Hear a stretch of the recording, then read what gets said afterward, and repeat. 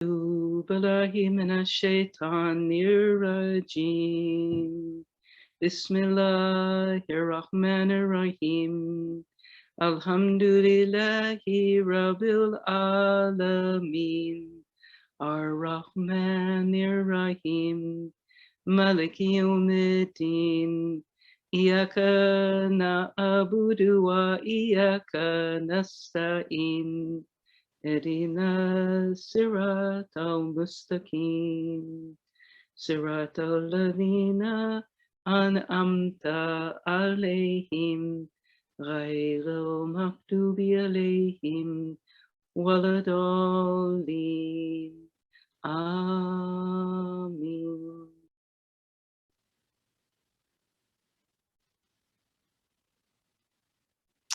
Assalamu alaikum wa rahmatullahi wa barakatuhu. Beloved companions on the sacred journey, may peace and blessing be with us all. May it be our guide to the source of peace and blessing.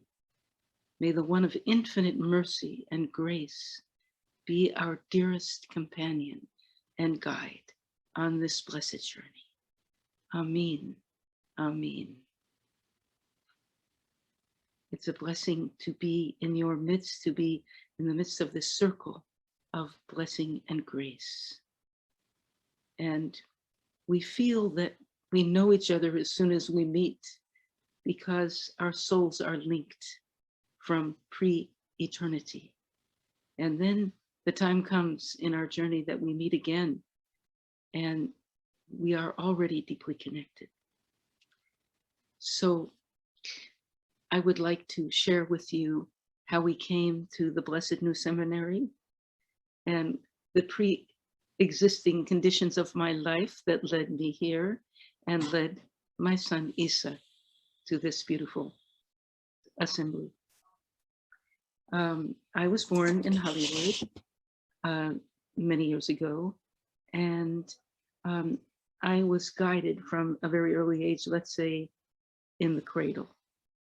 The visions were coming of the ancient beings filled with light, the teachers encircling me, and I felt sustained and ecstatic in their presence, leading me to the source of all provision and wisdom, the path itself, the path of light. My parents, my father and my stepmother were extremely artistic, as was I and my brothers. So it was in the context of very creative energy that the development also occurred. And also in the context of racial equality, my parents were devoted to this understanding. It was the time of beloved Reverend Martin Luther King Jr., who showed the way to mankind in such a beautiful, true manifestation. And at that time, there was so much movement around the Capitol on the journey, of the journey. And that guided me step by step. My father used to sing songs about all humanity uniting. Every time we took a trip, I heard those songs. And eventually I was guided into many corners of the earth to meet the blessed ones everywhere. I was an actress at the age of 5, and at the age of 12, I was acting in a theater company in the San Fernando Valley called Alley in the Valley, and playing many parts. And I was given a scroll by the assistant director from Canada, and it had an ancient man with a long white beard, long robes, long hair, and a staff and lantern walking in the mountains. And he was holding this light, and it said, "Seek, and the truth shall make you free." That was the call to awakening, one of many. And the message was, I'm not some 12-year-old child here. The ancient traveler is me. I have to make that journey. That journey is what the purpose of my life is. And certainly that's how it unfolded, without a doubt. So I was guided at the age of 16. I went to Berkeley, and then again in the theater, we did a lot of wonderful rites of passage to bring the whole community into one family. This has always been the message. And then after our theater company was completed, I went into retreat in a glass room with light pouring in through all the windows. And I continued to have many dreams of the great guides, the sages, and they were informing me of more and more dimensions of the journey and of the journaling of the journey, of reading the book of the ages and then living it, being guided by it, being like the ancient travelers in all ages. But in this case, it was a Jewish girl from Hollywood on that journey around all the worlds, around the world and all the worlds. So I then was guided to India. I went to see the Guru of Ram Dass because he told me to, and Neem Karoli Baba Maharaji. And it was very hard to find him, and I just kept traveling, you know, being guided. I never knew where I was going, but step by step I was guided. And that's the story of the whole life journey. Along the way, I was making paintings, writings, recording the dreams and visions. Isa showed it to the class, the book of the journal, that journal, with paintings of the dreams, the visions, etc. And I had no place to live. I was just on the road, and so contented and so satisfied, you know, sustained, let's say, by the divine presence, really, truly. And so the notes were being made, the paintings were made, and the guidance was given step by step. I was guided to Nepal. Many things were shown there. We don't have time to talk about all the stages. And then I came back to India, and I met a wonderful, great Lama from Tibet, Lama Kalu Rinpoche, in Sonada, in the Himalayas. And beautiful transmission was given. He gave me the name Mother of Compassionate Wisdom. And then I was guided back into the Himalayas again and collapsed and went out of this world entirely until someone woke me up and said he was coming from Maharaji and I should come. He was waiting for me. And so I did go there by the grace of God. And the major teaching that was given, as he said, was Sub Ek, only one. There's only one. And he made me know that this, what I was looking for, the ancient one I was looking for, was one with me and I with him. And that's what I came to receive at that moment. This journey went on throughout I will call it throughout the ages, throughout my lifetime. And so I came back to America eventually. No, I was en route. I came to Russian Orthodox and Christian monasteries in Belgium and France and lived there deeply, deeply, and was baptized in a huge fire on Mont Blanc, that's in Switzerland, French Alps. And what Maharaji had told me is, in addition to that there's only one, he said, you must walk in the footsteps of Jesus, okay? And follow the path of love, okay? So that's what I did. And that is what led me to the monastery, obviously, this beautiful Russian Orthodox, Greek Orthodox monastery, where the most beautiful worship was going on. I stayed there for a very deep time, was accepted deeply. And then eventually it was time to go back to America. And there I was guided to what's called Lama Foundation and to meet the wonderful Sheikh, Sheikh Nurdin Durki, radiallahu anhu, who said, I'm going to the Mount of Olives. I have a little group I'm forming and I'm waiting for the people who are supposed to come with me. And I think that was me, one of them, you know, with just a small group. I had this big book in my arms and he was going to write a book with this group of people. So that's where we went. And And that's where I continued my journey with Jesus, alayhi salam, to walk. I was living on the Mount of Olives and then going back and forth to Bethany. And as I walked to where I was teaching children who were handicapped, and as I walked on that path, I knew that he was walking within me. I was baptized with the name Maryam in the fire of light. And I went into retreat for 40 days in the monastery. And then I was guided to the Mount of Olives. And while I was waiting for my Mother Superior one day in front of Damascus Gate, someone came to me and said that he was a messenger from his grandfather. He said, "Are you Mary or Maryam from California?" I said, "Yes." He said, "My grandfather is waiting for you." And that was my first sheikh from Palestine, very ancient, very holy Palestinian.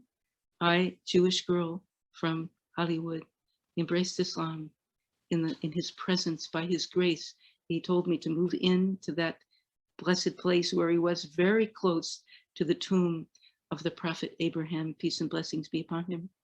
And it was in that circle of Abrahamic unity, faith, and light that I, as a Jewish girl, having embraced Christianity, then embraced Islam.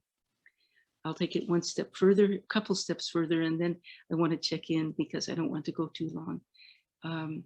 From there, after living in that beautiful, holy place and learning my prayers and praying with very ancient people, he himself was 135 years old, as were other of his disciples, his wife. And she had a little fire that she cooked the food on, and it was so holy, so blessed. And eventually I moved back to the Mount of Olives and lived in the Zawiya of another sheikh, Sidi Jamal. And the first sheikh is named Sheikh Abdul Muttalib, radiallahu anhu. The second sheikh was Sidi Jamal, radiallahu anhu. And that was a very blessed time also. And then one day, I'm not sure where I was between the two places, the message said, "Get up, go to the Masjid al-Aqsa and pray there." This is very relevant to what's happening in the world today, but it was extremely important to me. And so I was guided there, and I came to the gate, and some guards were there. I didn't even see them because the message was so strong, "Go pray." They said, "You can't come in." I said, "I have to go pray." They said, "Only Muslims can pray here." I said, "I am Muslim." They asked me to recite Quran. I did. And they took me. They said, "Then, well, we'll have to go to the police chief now." We went there, and he said, he jumped out of his chair. He says, "That's Maryam. She has to pray. Take her to the mosque." I went into the mosque then. There were no people there at that time, and it was flooded with light, filled with light. Now, I saw one rug in the middle where the imam prays, and I went right there and did my prayers. And I realized 40 years later that I was praying in the place where all the prophets, peace and blessings be upon them all, were assembled following the leading of the imam, the Prophet Muhammad, peace and blessings be upon him. And all of that manifestation of grace is a message for the world, a message for humanity for all times and this time as well. So the message is unity, the unity of all the prophetic messengers, all the servants of God coming with the message of God, of Allah subhanahu wa ta'ala.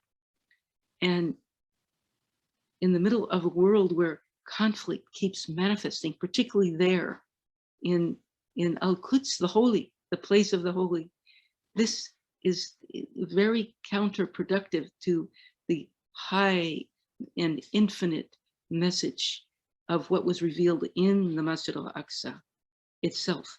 And according to my understanding, this is what we are here to realize, that we're all praying together. We're all praying together in one blessed, exalted assembly. Now, this is just a little part of the journey. And I know we don't have time to go into stage by stage. So following that, though, I was guided to my beloved Sheikh Bawa, Muhyiddin radiallahu anhu, in Philadelphia, across the street from where we live and have lived for a long time. And the teaching of Bawa, the way he taught us, he said repeatedly, day in and day out, jeweled lights of my eyes, you who were born with me, you must love all lives as your own. And that's what I learned from the beginning to the endless end of my journey. It's all about that. It's all about loving all lives. And that's definitively what led us to the new seminary, without a doubt. After our beloved Sheikh Bawa radiallahu anhu left the world, I was guided to a Sufi conference in California, and there met a sheikh from Africa, Sheikh Abdullahi J. radiallahu anhu, and he said, I have come to pour water on the seeds planted by Sheikh Bawa radiallahu anhu. And then there followed 17 trips to West Africa. Now, along this journey, along the way, Bawa had married me to a very ancient holy man, not ancient in years as much as in knowledge. And this was the plan of the Sheikh. And we had a son, and that's Isa.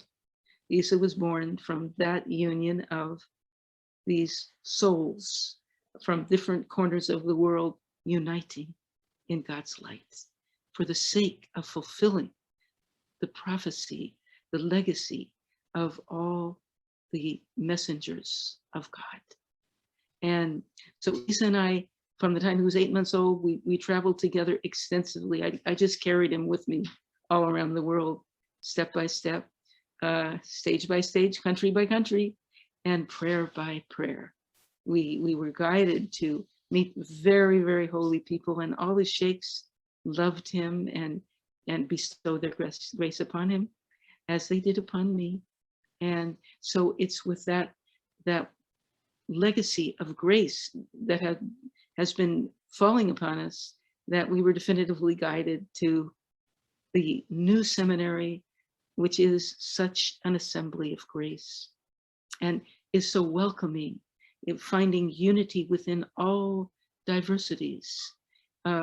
When Isa, and we were guided, we thought, first of all, he had many different degrees already because he was interested in learning, in receiving knowledge. And so he had a master's in international peace and conflict resolution, in comparative religion, and so on. And he was thinking of going to finish his doctorate, his PhD at Temple. And then he was guided to the field of chaplaincy, which made so much sense. It was what he came here to do, what he came here to do as a servant of God. And so it's in the field of ministry, chaplaincy, we call it also divinity, the doctorate of divinity, that he received the message to go to the new seminary. Both of us, one day, we just said, we saw that he didn't really want to go back into the academic world. And then he was going to go to Hartford Seminary, and they canceled their program on doctorate program in chaplaincy. And we both went to the computer the same day, and were both directly guided to the new seminary. And we found so many resonances and radiance within it, and every soul being a mirror of ours. We saw this particularly in the graduation, which is so different than any graduation we were ever attended before, which there were many. And this was just heart to heart, and from light to light, from soul to soul, of the teachers and students transmitting the grace of God that they came here to manifest.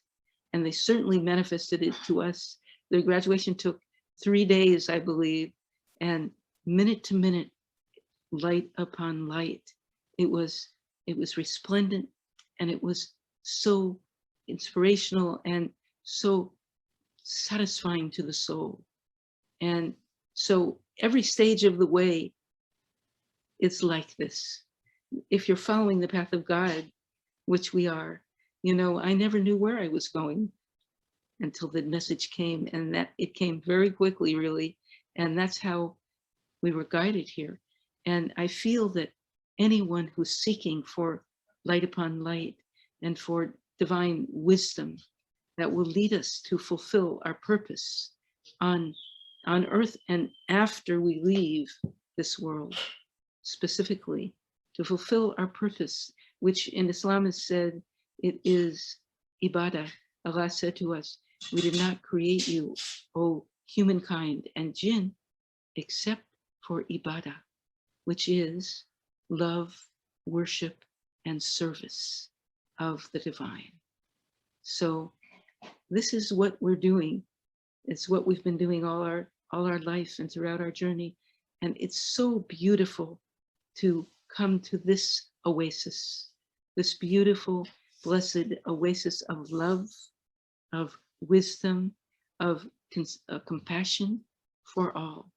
And that's what my father and all my sheikhs have been telling us all along, you know. So this is where we come now to. This is where he needed to get his doctorate, and along the way, a doctorate was offered to me, and it's a doctorate in the spiritual journey, which is what my life is dedicated to.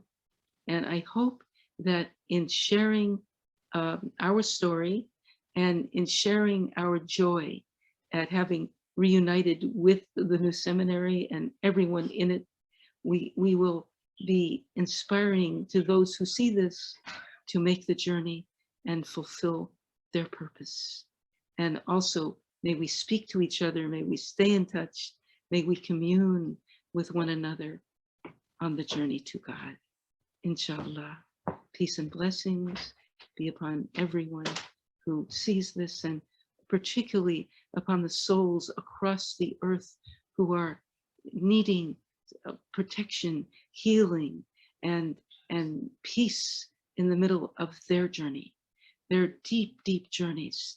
May we all work together now for the healing of all our beloved ones, all lives as our own. Peace and blessings be upon us all and be shared abundantly amongst us all. Assalamu alaikum wa rahmatullahi wa barakatuhu.